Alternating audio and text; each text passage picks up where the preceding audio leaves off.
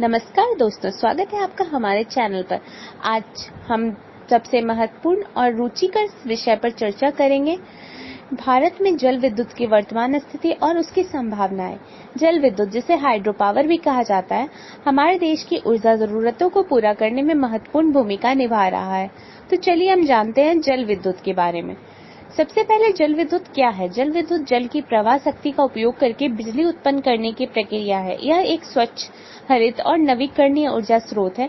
भारत में जल विद्युत उत्पादन का एक लंबा इतिहास है और यह हमारे ऊर्जा मिश्रण का एक महत्वपूर्ण हिस्सा है। अब हम भारत में जल विद्युत की वर्तमान स्थिति को जानेंगे।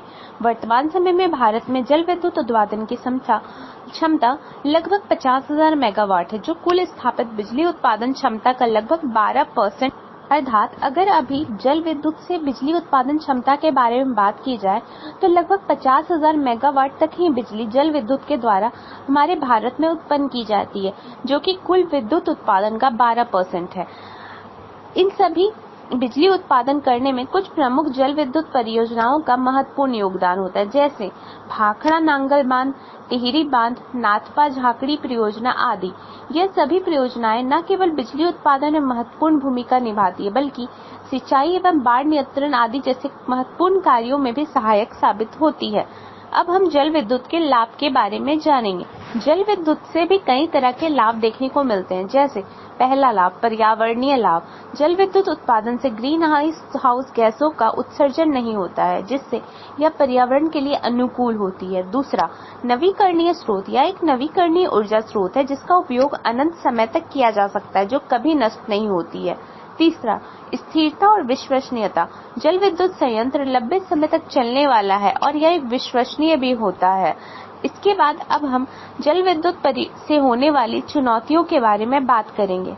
हालांकि जल विद्युत के विकास में अधिक चुनौतियां नहीं है, लेकिन कुछ चुनौतियां इनके विकास में आती है, जो कि प्रमुख है। चलिए इसके बारे में हम जानते हैं। पहला, पर्यावरणीय और सामाजिक प्रभाव। बड़े बांध के निर्माण से पर्यावरण और स्थानीय समुदाय पर प्रभाव पड़ता है। दूसरा, प्रारंभिक लागत। जल विद्युत परियोजनाओं की प्रारंभिक लागत बहुत अधिक होती है। तीसरा, भू राजनीतिक समस्याएं। भी सीमावर्ती क्षेत्रों में जल संसाधन के बंटवारे को लेकर हमेशा समस्याएं हो सकती हैं। या तो ही चुनौतियों की बात। जल विद्युत के भविष्य की संभावनाएं। आइए अब हम जानते हैं कि भारत में जल विद्युत की संभावनाएं क्या हैं। पहला, क्षमता वृद्धि।